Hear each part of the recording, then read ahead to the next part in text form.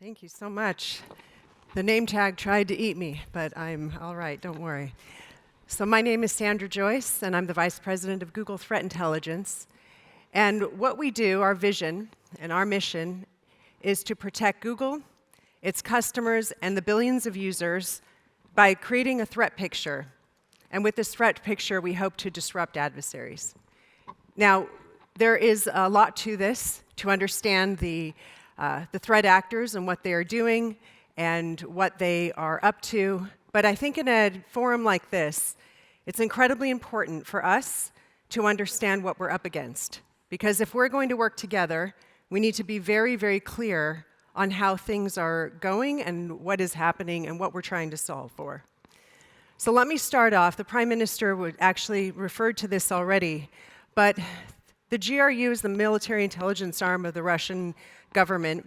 And what we have seen is an increased tendency to commit sabotage in this group.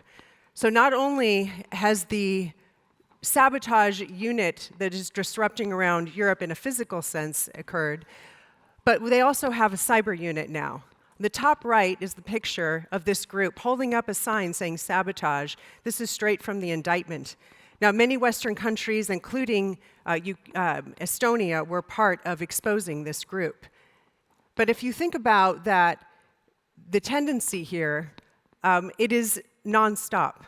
Just this morning, my team briefed me that APT44, a group that we call Sandworm, is actually, right now, as we're in this room, targeting and continuing to work towards targeting the electrical institutions and organizations across Europe.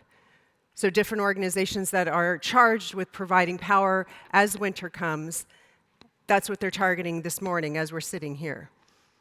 We also see that APT28 has been disrupting some of the logistics lines. APT28 is also a GRU unit, disrupting logistics lines going to Ukraine. So when we think about the way that the government is, governments are trying to work together, the thing that strikes me is those smiling faces. The disruption and that they're so proud of, the sabotage that they're so, willing to put out to everybody else. So we have to think very clearly about what we're up against, because there is not just the capability but drive from the perspective of these folks. Another thing that we think about is the information space, and we track this very carefully. So the Baltic Word is a publication that calls itself a very comprehensive and objective source of news for Lithuania, Estonia, and other countries around there. But as you can see, it doesn't look very objective, does it? And this we have seen is very aligned with a group that does information operation campaigns called Ghostwriter. We've been tracking Ghostwriter since 2019. And the information space has been very important, especially with the Russian invasion of Ukraine. We've seen groups like Ghostwriter be very active. We've also seen another group called Doppelganger. Doppelganger is also an information operations campaign. Now, what are the three things that they are trying to put out there? Number one, they're trying to get all of these narratives that are going to disrupt the alliance between NATO members. So their narratives are about fake, terrible things that NATO soldiers have done or something like that. So disrupting the alliance. Number two, they are trying to disrupt inside of Ukraine, trying to get their government to look as though they can't support and can't win. And then they also, the third pillar of their information operations campaign is to buffer and lift up the Russian narrative. So fake numbers around casualties and losses and that type of thing. So we see this as definitely one of the main pillars of how the threat is evolving here.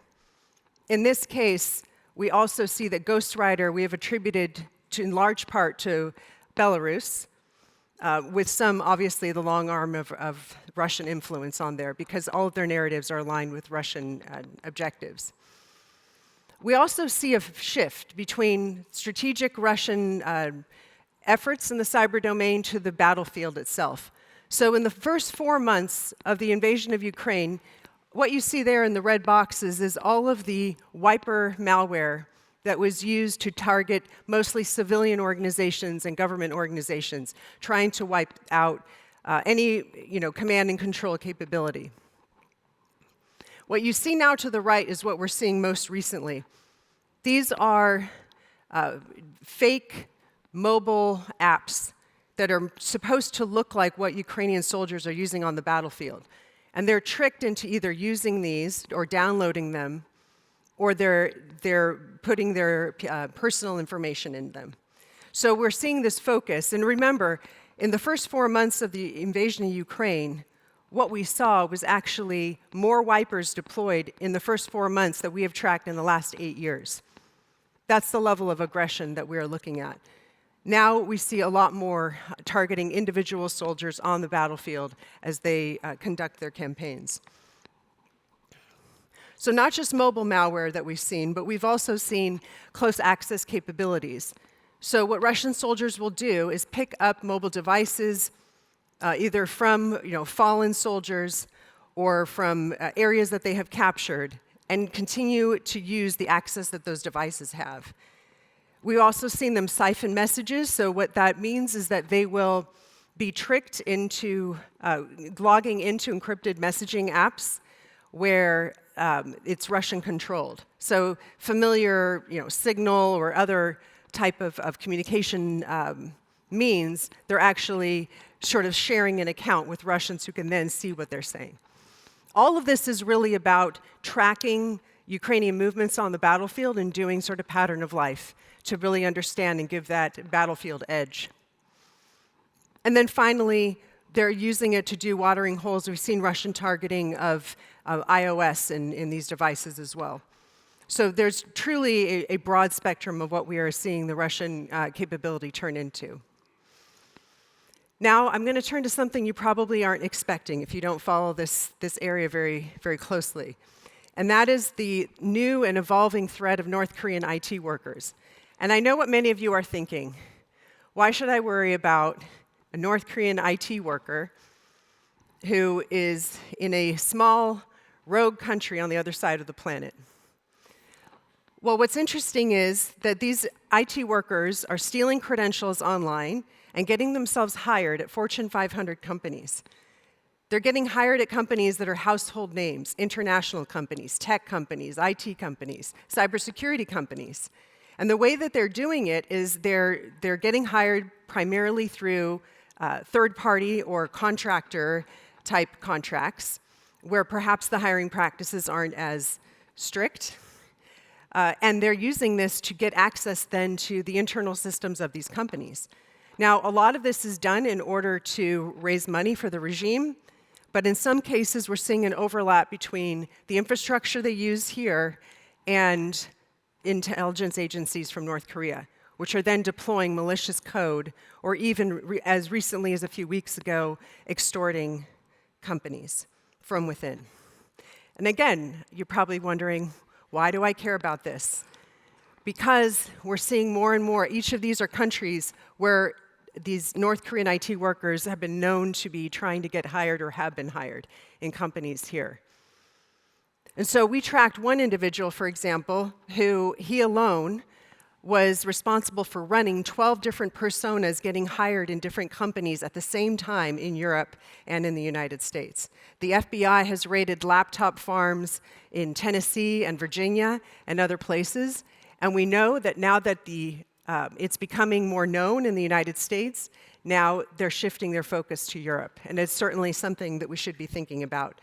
Not just because they're raising money for the regime that's developing a nuclear program, but also because of the insider threat that represents.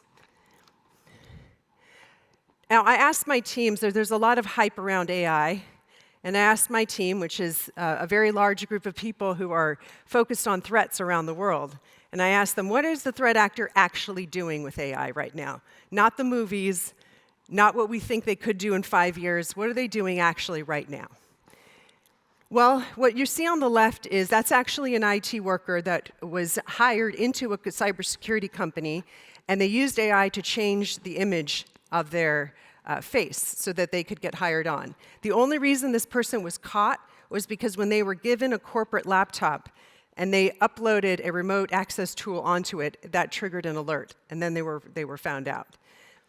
But the other things that we're seeing threat actors do with AI are some of these GANs and different images, but they're using AI to create better spear phishing tools. They're using it to create better content, to do research, kind of using it for a lot of the things that we might be using it for. But nothing that I would say turns into a real innovative use. So we respond to about 1,300 incidents every year as part of the Mandiant Consulting Group, and we have not yet seen a real AI usage that would surpass what a normal human can do. And that means not that we have to keep our guard down. What it means is that we need to take this moment where the innovation is still happening on the defender side, because it certainly is happening. We're using AI to reverse malware faster. We're using it to look for anomalies in a large data set of alerts. We're using it to get more productive.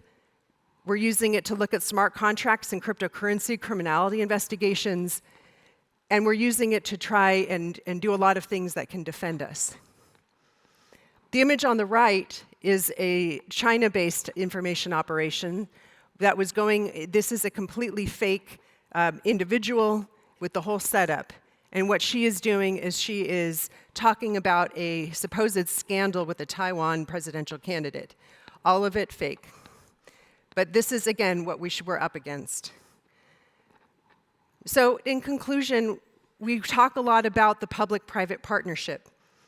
It's almost like you have to be able to say those words to gain entry into a lot of these forums. But what exactly does a public-private partnership mean, concretely? Well, first of all, we need to build a collective view of intelligence. We need to understand what the threats are doing. Industry has a really good view into victimology, as we call it. We can see what is happening from a victim's perspective. We can build that piece together. We can get very deep into one thing or look across. Governments tend to be really good at a much broader view. They have national assets, things that industry can't do. But putting them together, we should be able to build a much more comprehensive picture. Second, creating national continuity through cloud. This is something that Estonia is already miles ahead of, or kilometers ahead, I have to remember where I am, kilometers ahead of everybody else. But one lesson that was learned in Ukraine was that when these wipers were hitting, and it looked like a lot of that was going to be successfully landing and wiping out a lot of the networks that were there, they were able to switch to cloud very quickly and maintain their sovereignty. And finally, enhancing government resilience. Again, making sure that industry can be that force multiplier. But we don't win this with just government or just industry. We don't make a dent in this if we try to do this separately. So if you're in a room trying to solve for a threat, maybe against critical infrastructure, and the private sector isn't there, we're going to lose. And finally, I would just say this. I was asked by somebody the other day, what is the rate of change that you see in the external environment right now?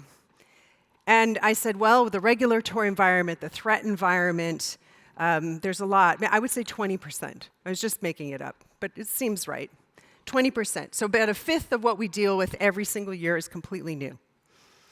And then she asked me, well, what is the rate of change internally in your organization?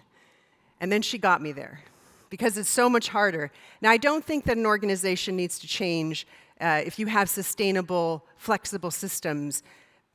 But if we're not changing from inside to match the threats that are outside, we are not going to win what we're doing. So, ladies and gentlemen, this is what we're up against, and I hope to work together so that we can make a difference.